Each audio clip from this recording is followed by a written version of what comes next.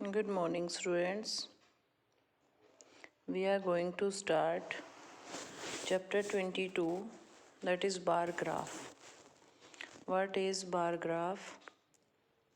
A bar graph is a pictorial representation of numerical data in the form of rectangles of equal width and varying heights. Though these rectangles are drawn either vertically or horizontally, keeping equal space between them. The height or length of a rectangle depends upon the number it represents. जो bar graph है बेटा आपका pictorial representation है, numerical data उसके अंदर हम show करते हैं। उसकी जो शेप होती है वो रेक्टेंगल टाइप होती है, इक्वल विड्थ और हाइट के साथ, जो वेरिइंग हाइट है उसके साथ। जो रेक्टेंगल्स है उसको हम वर्टिकली और हॉरिजॉन्टली दोनों तरह से हम उसको जो है मेंशन कर सकते हैं, ड्रा कर सकते हैं, इक्वल स्पेस के साथ। उनके बीच में इक्वल स्पेस होना चाहिए।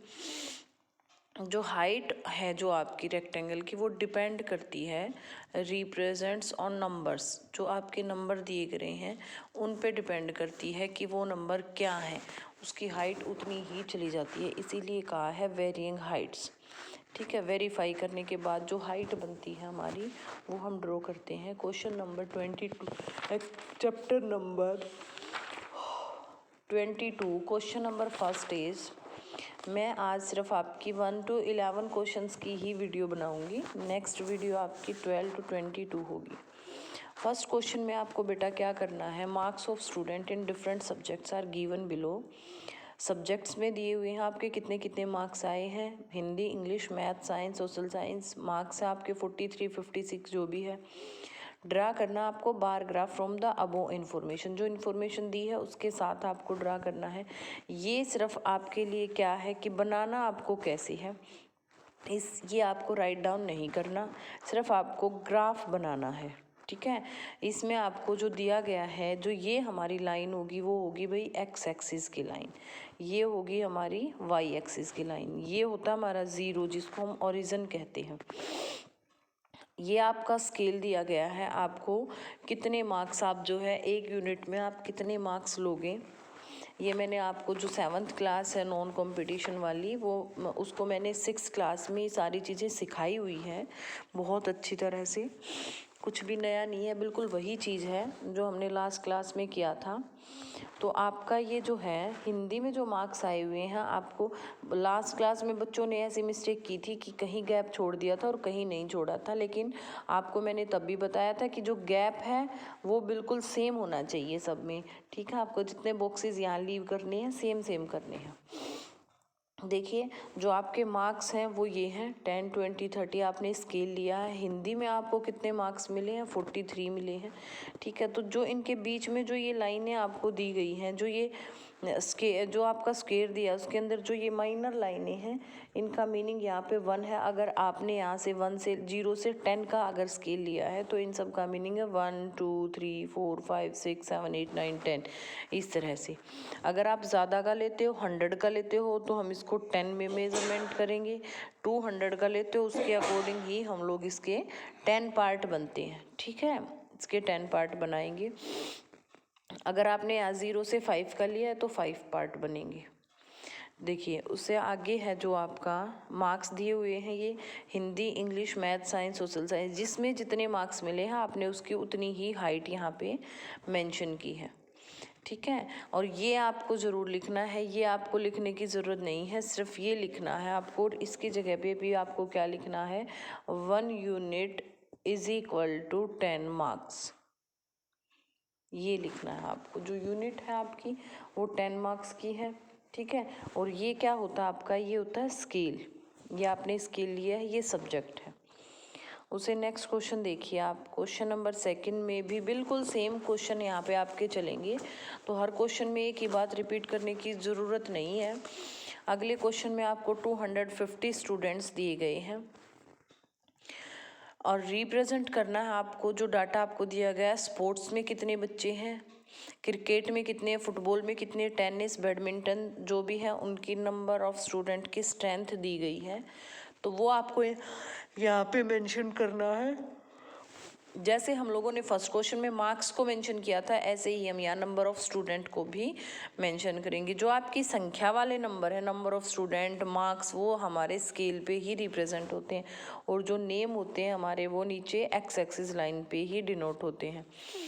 नेक्स्ट क्वेश्चन है आपका क्वेश्चन नंबर 3 में जो आपसे जो given below are table which shows the year wise strength of school, represent the data by a bar graph. Bar graph में ही आपको ये रिप्रेजेंट करना है, ये आपको नहीं करना, ये आपके काम का नहीं है। सिर्फ आपको क्या बनाना है, बार ग्राफ आपको बनाना है, इस तरह से मेंशन करना है आपको। ये आपके ईयर दिए गए हैं, ये नंबर ऑफ स्टूडेंट दिए गए हैं। यहाँ स्केल देखिए, वहाँ 10-10 का लिया था, यहाँ 100 का, क्योंकि यहाँ पे जो नंबरिंग है हमारी वो काफ़ी बड़ी है। 800 है, 975 है, 1100 है, तो हम यहाँ पे कितने का स्केल लेंगे, 100 का यहाँ पे हम स्केल लेंगे। नेक्स्ट क्वेश्चन है आपका क्वेश्चन नंबर 4। क्वेश्चन नंबर 4 में भी आपको सिर्फ डाटा ही, जो स्कूटर दिए गए हैं, 2004 में इतने स्कूटर सेल हुए हैं, ठीक है, वो आपको यहाँ पे दिया गया है। क्वेश्चन नंबर है यहाँ पे आपका क्वेश्चन नंबर 6।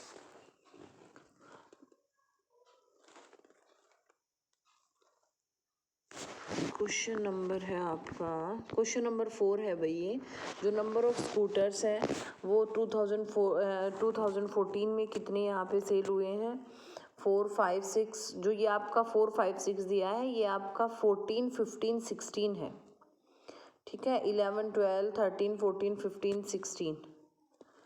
इसने आपसे क्वेश्चन में कहा है The following shows the number of scooter produced by a company during 6 consecutive years. Dry bar graph represent the data. जो आपके यहाँ जो ईयर दिए गए हैं उसमें थोड़ी मिस्टेक है, आप इन नंबर्स को चेंज कर लेना और अपने माइंड से ही आप इसको देखेंगे। ये जो नंबरिंग दी गई है ये चेंज है, ठीक है। तो जो 2011 है, यहाँ 2011 आएगा, 12, 13, 14, 15 और 16 आएगा, उसके अकॉर्डिंग आपको 11,000 है, 4 में 11,000 आपने यहाँ पे। तो ये जो नंबरिंग दी गई है ये चेंज है, इसको अपने मैथ की बुक से देख के उसको राइट डाउन करना आपको, ठीक। नेक्स्ट क्वेश्चन में क्वेश्चन नंबर 5 में भी आपको ऐसे ही बार ग्राफ बनाना है। चाइना, इंडियन, जर्मनी ये दिया गया है, और बर्थ रेट पर 1000, भाई बर्थ रेट दी गई है कि कितने बच्चों ने जन्म लिया है, तो चाइना, इंडिया और जर्मनी, यूके और स्वीडन, और इसका डाटा जो है आपको रिप्रेजेंट करना है। बिल्कुल सेम क्वेश्चन है, एक भी क्वेश्चन ऐसा नहीं है जिसमें कुछ अलग है। उससे नेक्स्ट में आपको पॉपुलेशन दी गई है, कौन से जो है बिहार, झारखंड, उत्तर प्रदेश, उत्तराखंड, किस स्टेट में कितनी पॉपुलेशन है वो आपको यहाँ पे मेंशन करनी है।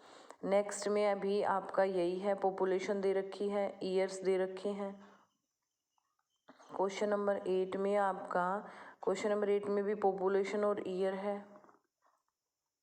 9 में भी डिस्टेंस फ्रॉम दिल्ली जो है आपकी डिस्टेंस दी गई है किलोमीटर में, कोलकाता, मुंबई, चेन्नई, हैदराबाद की, इसको भी आपने इस पे रिप्रेजेंट करना है।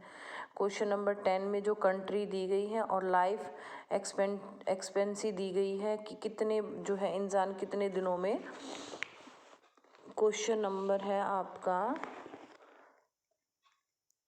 कंट्री दी गई है और लाइफ एक्सपेक्टेंसी दी गई है कि कौन कितने दिन, Japan, India, Britain, Ethiopia and Cambodia.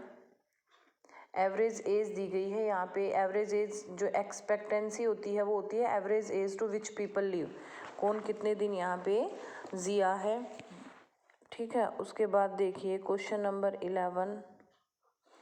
Question number 11 में भी आपको क्या दिया है, इम्पोर्ट्स दिया गया है, इतना इम्पोर्ट्स हो रहा है कितने ईयर में, इस ईयर में इतना इम्पोर्ट हुआ है और इस ईयर में इतना इम्पोर्ट हुआ है। क्वेश्चन नंबर 11 में The data given below shows the average rainfall in under from June to November certain year. Dry bar graph represent this data. Question number 11 में आपका एवरेज रेनफॉल है। क्वेश्चन नंबर 10 में आपका जो है इम्पोर्ट हुआ है, जो इम्पोर्ट की वैल्यू दी गई है वो इन 1000 करोड़ रुपीज़ में दी गई है 5 ईयर का। ये क्वेश्चन नंबर 11 था आपका। नेक्स्ट आपका क्वेश्चन नंबर 12 आ जाता है भाई। सिर्फ यहीं तक आपको करना है।